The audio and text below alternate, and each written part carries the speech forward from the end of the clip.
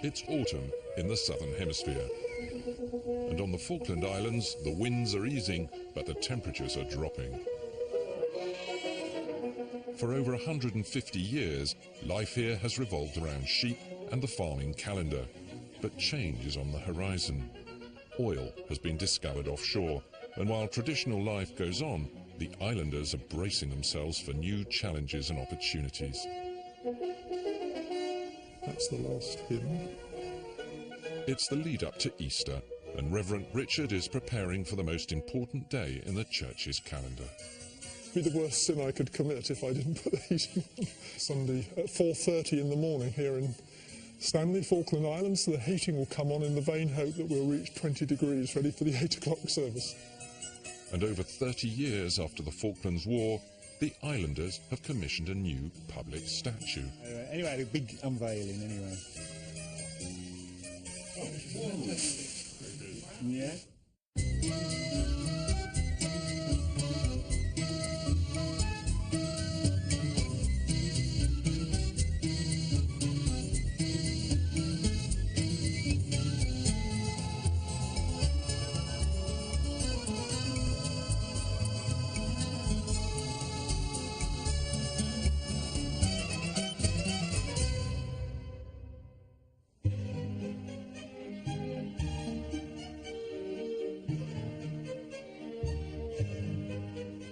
It's another chilly Stanley morning, and as usual, the bakery is doing a roaring trade.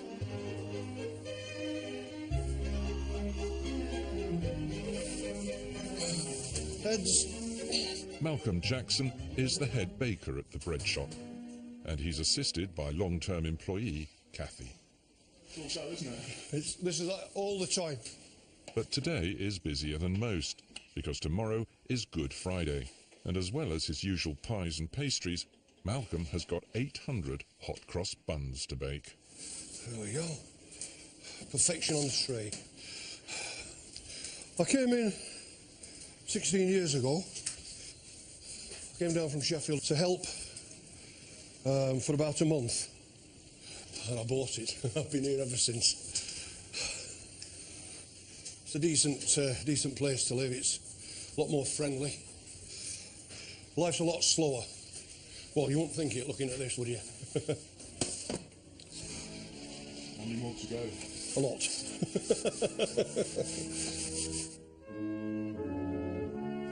At 10 o'clock, the Reverend Richard turns up to collect some buns for the cathedral service tomorrow. How are you? I'm very well. Good. Nice to see you again. I won't ask what time you were 5 o'clock. Oh, Kathy were in at 11 o'clock last night. so she's worked through the night. What time do they start knocking on the door? To about 5 o'clock in the morning? 2 o'clock some mornings. It's better if they start squidding. Yeah, they know at the time when the pies, because we make all our own pies and everything, as you know. They know the time when they're coming out of the oven. Yeah. And we open the door and the smell goes through it. So that's it, night air, smell of food. They've had a few beers. While he's here, Richard offers to help out with the finishing touches. Hold it up just a little bit so it drizzles in. That's it. I can smell the spice in the hot cross buns, and I know what they're going to taste like because I've eaten them every Good Friday for the last 7 years. When you get to this one, just quick flip round and then go that way. Well, you should have put that's all right. I'll get to eat that one because it's got a double cross on it. That's lovely. When you get to the end, there we go, tip it upside down. That's it. Yes. Excellent. Right, I'm going to put them in the oven now. But when would you like to start work? Monday morning? Yes.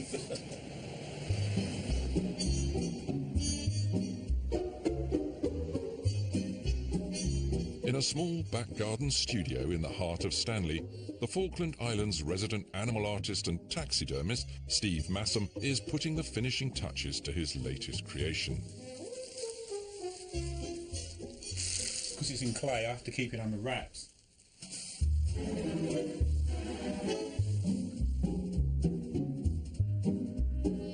Islanders were asked how they best wanted to commemorate the late Prime Minister Margaret Thatcher. Options ranged from establishing a science scholarship to building an old people's home, but in the end, they went for a 1.5 life-size bust. It's quite something to do this. I was just so highly thought of, you know. She put the Falkland Islands on the map and, well, saved the islands, really, because I think if Argentina hadn't invaded, Britain wasn't really interested in what was happening down here, and we would have probably been taken over by South America anyway. She made such a huge difference here. You can understand why people hold her in such high esteem here. In my profession as a taxidermist, I have worked in the past on some very large specimens, such as giraffe and lions and stuff, and there's a great deal of sculpting that goes into taxidermy, but everyone knows what someone is supposed to look like, whereas animals, you know, one giraffe tends to look very much like another giraffe, as it were.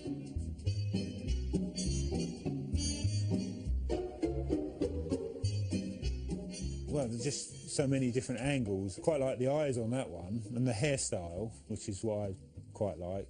This is her again in '83, which is down here, and this is what I've really gone for with the clothing, with the jacket that she was wearing, and the lapel brooch of the Union Jack. I've never had to do clothes before.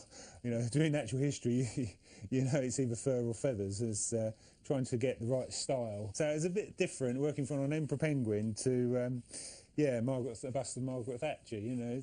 Who knows what I'm going to be doing next? You never know.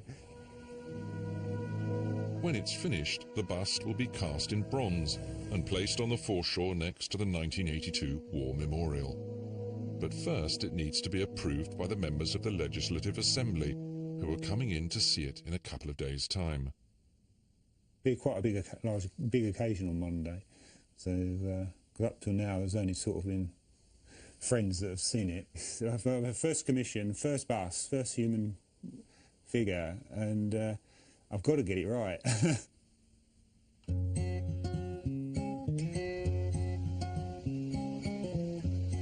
There are two main islands in the Falklands, the east, where Stanley is, and the west, which is roughly the same size, but has a population of only 200 people, spread out over a vast empty landscape.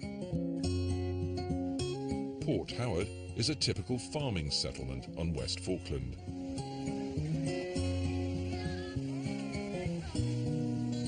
And it's home to Critter Lee, Becky Edwards and their family.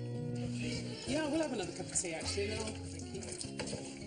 Critter owns and farms the largest sheep farm on the island, and Becky is the only doctor on West Falkland, so the kitchen often doubles as a surgery. Okay, ready? Shot, scratch. Dirt tracks now link the main settlements, but when Critter and Becky were young, there were no roads at all. When I remember as a child, when you remember this, balancing for hours to get from Fox Bay to Port Howard would be an entire day trip in the back of a Rover, whereas now you can do it in an hour and a half, can't you? The phones was the early 90s for the telephones, because I thought it was 89 or... Well, maybe in Stanley, but I know it because I'd started work. We only ever had the generator switched on for a couple of hours in the morning and a couple of hours, or 4 or 5 hours in the evening. And so you'd have to make sure you got all your hoovering, washing, everything done then. But now, with wind power and inverters and things to store the power, you can have 24-hour electricity, so we can listen to radio, watch television all day. Autumn is the time for farmers to take things a bit easier. The hard work of lambing and shearing is over, and they can afford to relax a bit. Right, we're off. Every year, there's a sheepdog trial on West Falkland, and Critter's taking 2 of his dogs, 7-year-old Duke and 2-year-old Bitzer, up onto the hill to put them through their paces. Your turn in a minute, pal. Our farm is it's about 220,000 acres. It's about the size of the West Midlands, is our best guess. Come here, Duke, here. We run a fairly basic system where we put our sheep on the high land for the summer and try and spell all the lower lands, and then when we bring them down off the mountain, we'll just spread them out amongst the lower land. Go on, sheep. trick of it is to try and make sure you've got enough grass to see them through the winter. Because obviously the difference of the Falklands is being a long way from anywhere. You can't buy in feed if you run out of grass. Duke came second at the dog trials last year, and Critter's hoping that he'll do as well, if not better, this time. But Duke's 2-year-old son, Bitzer, isn't quite so reliable. Oh, have you seen him, have you, Bitzer? What have you got there?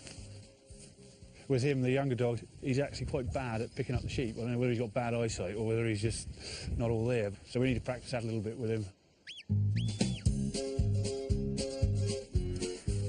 That'll do. Bitzer, Bitzer, Bitzer. Right, we'll just let them run on up the hill a bit. Come here, Bitzer. Come here. Come here. Bitzer. This is exactly what we don't want to happen in the middle of the dog trials. Come here, Bitzer! Bitzer, come here!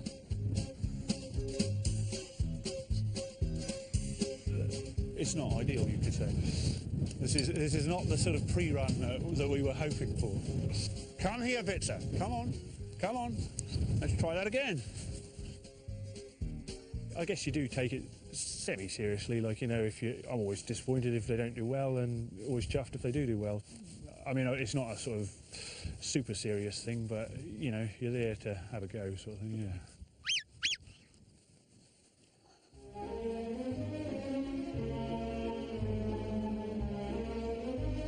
A common sight in back gardens all over the Falkland Islands is a few chickens scratching away, providing eggs for their owners. But when the light fades at this time of year, so does the hen's ability to lay. And with no large-scale producer on the islands, the shops have to fall back on expensive imported eggs from Chile and Ecuador. But not for much longer. Alan Steen has spotted a gap in the market and is launching himself as the island's new commercial chicken farmer. Probably isn't the most healthy way to have them, but I seem to have always had an interest in looking after chickens and producing eggs and the like. I kept probably about 30-odd chickens and some ducks when I was probably about 10 or 11. And they were eaten during the war. The Argentine conscripts and that had consumed them. The discovery of oil in the waters surrounding the islands has been a definite factor in Alan setting up his business. That's enough for Falklands. Without a doubt, it's going to increase the population in the Falklands. So there's going to be more mares to feed. I think I probably would have done it even if the oil hadn't been there, but it's an added incentive to sort of, you know, pick up the gauntlet. This is the time to do it if it's going to be done at all. Alan's centre of operations is a few miles outside Stanley. He's taken over 2 barns where the chickens will roam free and the light can be controlled to encourage them to lay all year round. None of the equipment he needs is available on the islands, so everything from the chicken feed to the nesting boxes has had to be shipped in from the UK. Only negative thing about getting these was that they didn't come with instructions. It took me a little while to figure out how to put it all together.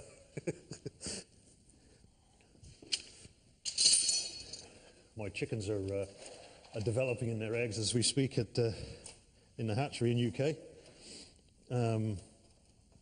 And they'll be born on the 21st.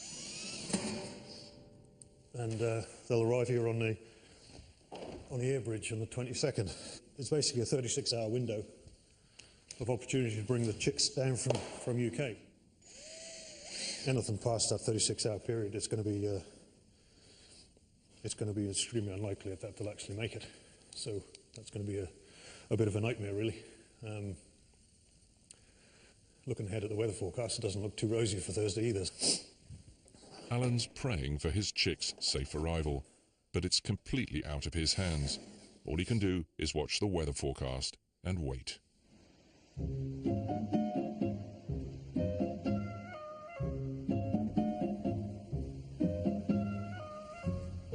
In taxidermist turned sculptor Steve's studio, it's the day of reckoning. The members of the Legislative Assembly who commissioned him to make the bust of Margaret Thatcher are coming to view his work, which has been months in the making. Yeah, big day, yeah. But, you know, I know most of the councillors to speak to when I see them down the road, so it's not like in the UK where you don't know them at all. Yeah, they're very approachable. But I can't say that everybody who sees it will like it. You can't please everybody. I'm not expecting to, you know, so we shall wait and see. In the Falkland Islands, there are 8 MLAs, 5 representing Stanley and 3 for the camp, which is everywhere outside of the capital. All but one of them have turned up today to get a first glimpse of the island's newest piece of public art. Well, I think we can all just about squeeze in. Yeah. Yeah, a bit undignified really. She's just covered in a bin bag. So anyway, a big unveiling anyway. So...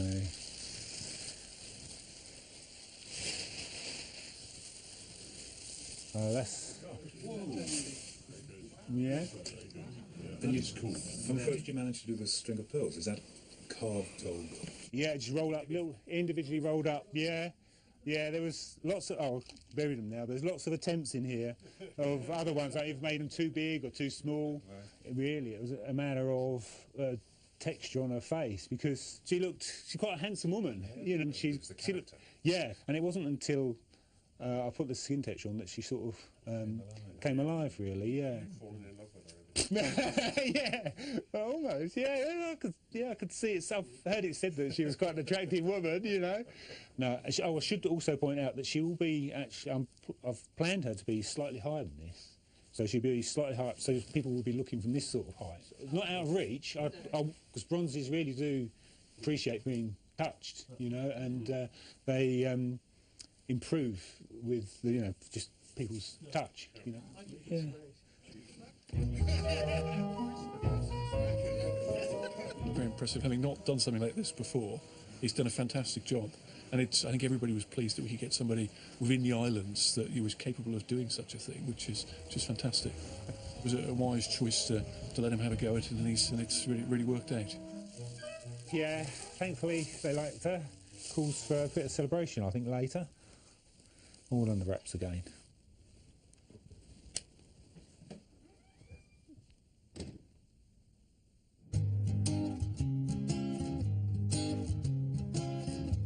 Over on West Falkland, it's the day of the sheepdog trial. The contestants and their owners have come from all over the islands to Shallow Bay Farm, which is hosting this year's event. For Critter Lee and his mates, it's a good chance to catch up after a long, hard summer. Uche, he's got them. Cannot believe his luck. We are going to hear of it. Oh, aren't we just going to hear this? Come on, West Falkland!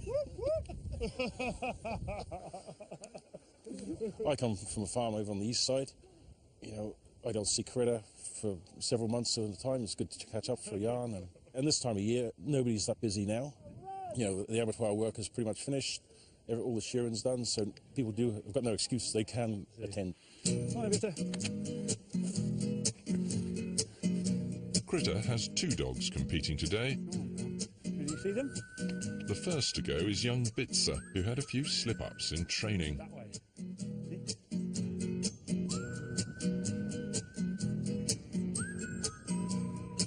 Just come in front of the pen. Left hand down, Crits. Most people here, like farmer Naka Goodwin, have an opinion on how the dogs are performing. But in the end, it's the judges who decide. They're looking for speed and precision, and it always helps if the sheep end up in the pen. The judging is done out of points of 10. We won't be popular. I doubt if anyone will be asking us for dances tonight, will they? No. In the end, Bitzer puts in a pretty good performance. It's not about winning, it's about competing and showing people what you got. You know, everybody would love to have dogs of the calibre of one man needs dog, but it's not what we're about. I mean, we don't have fancy green fields or anything. Well, I mean, we ranch farm down here. There's nothing better than riding over a hill and putting your dog around 3,000-4,000 sheep and just bringing them all together and just driving them on several hours. And that is the island life in a nutshell. It's for those that still live in camp. You know, we're proud stockmen.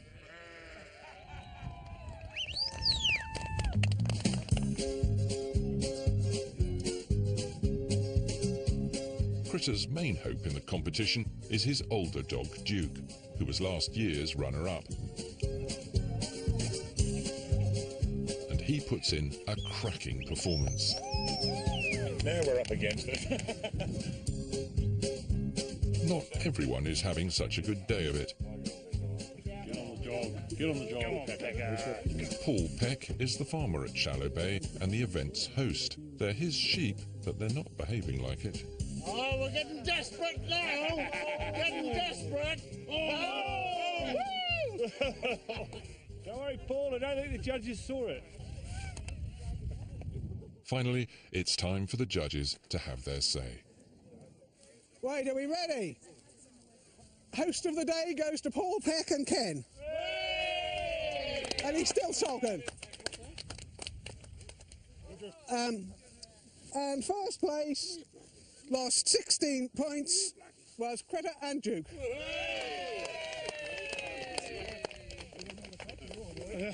Thank you very much. Can you give me 2 10s for that one, please? Like I say, we don't take it that seriously, but no, it's good. I'm chuffed as punch. Yeah.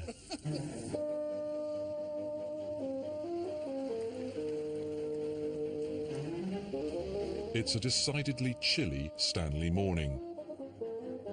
The forecast snow has arrived and there's a lot of frost around as Alan heads to the airport to greet his 1,200-day-old chicks that are due in today from the UK. It was a bit of a restless night, yeah. I mean, it must have been, 11 o'clock last night. It really started, it's snowing quite heavy, and was a bit concerned that the plane wasn't actually going to make it. There's still a bit of snow on the ground, but the wind's died down, and as far as I'm aware, the plane's on schedule. On average, only 3 flights arrive into the Falkland Islands every week, 1 from Chile and 2 from the UK. Operated by the RAF, the British flights take 18 hours, including a stop-off in Ascension Island. Alan has to wait till all the passengers have disembarked before he's allowed onto the runway and up into the plane's hold to help unload his precious consignment. Yeah, surprisingly chirpy. Dude, just drop him down there. Try to put him on the rollers, because the last thing you want is the rollers taking the chicks off. 1,200. They were only born yesterday.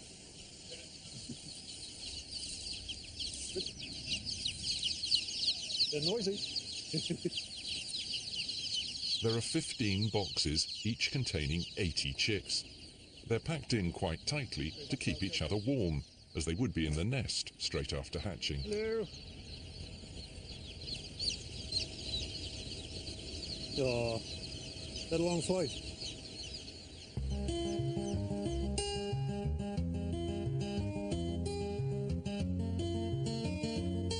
Must be having you. Back at the barns, Alan is anxious to get the chicks settled into their new home. Hello, chickens.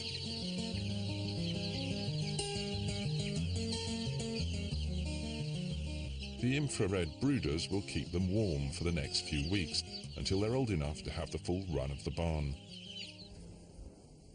The new arrival's first visitor is vet Zoe Fowler from the Stanley practice, who's come here to check on their welfare after the long flight. Sounds like chickens, Al. Sounds like chickens. They all look pretty bright. They do, don't they? You can see they've already found their drinkers and things like that, so already they're getting a drink, and this guy here has found the snacks, so it's a really good sign. Open the sponge up. Zoe's first job is to do a salmonella test.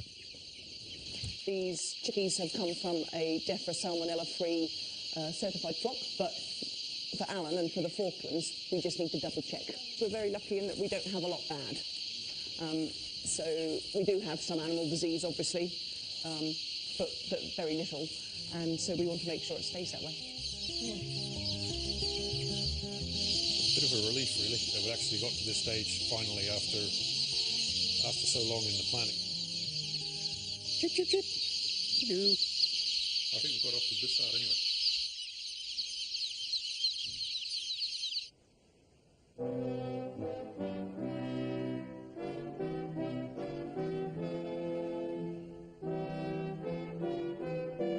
Back in Stanley and at Christchurch Cathedral, the congregation is gathering. Happy Easter.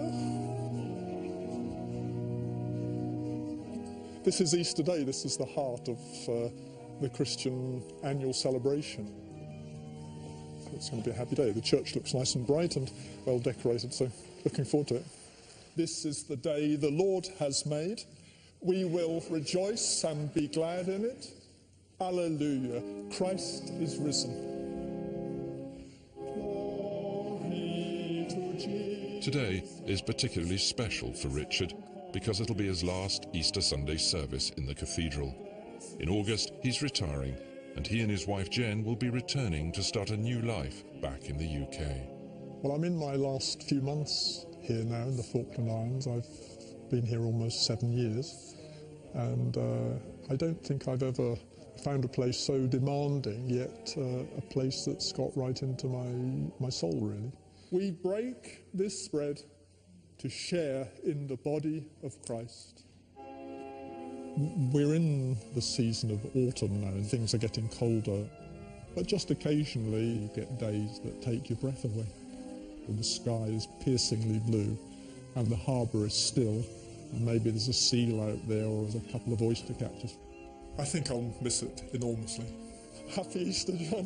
Happy Easter to you, Anne-Marie. Delighted. I have a sense of God's blessing on us today, on Easter Day. It's wonderful. Very pleased. Next time, the Islanders get spruced up for the May Ball and vote for the May Queen and her Prince Charming. The guy with the cowboy hat behind me, he's still wearing the tie that I lent him 2 years ago when he came without one. And Padre Ian, the new RAF chaplain, goes down well at school assembly. 1, 2, 3. Goodness me! Yes, okay, Grandpa. I thought it was epic. Well, another epic travel adventure next with some colourful clothing, clocks and castles. A great continental railway journey. Then maths may not have been your favourite subject at school, but in the hands of Stephen Fry, it'll all add up to genius comedy in QI here at 10.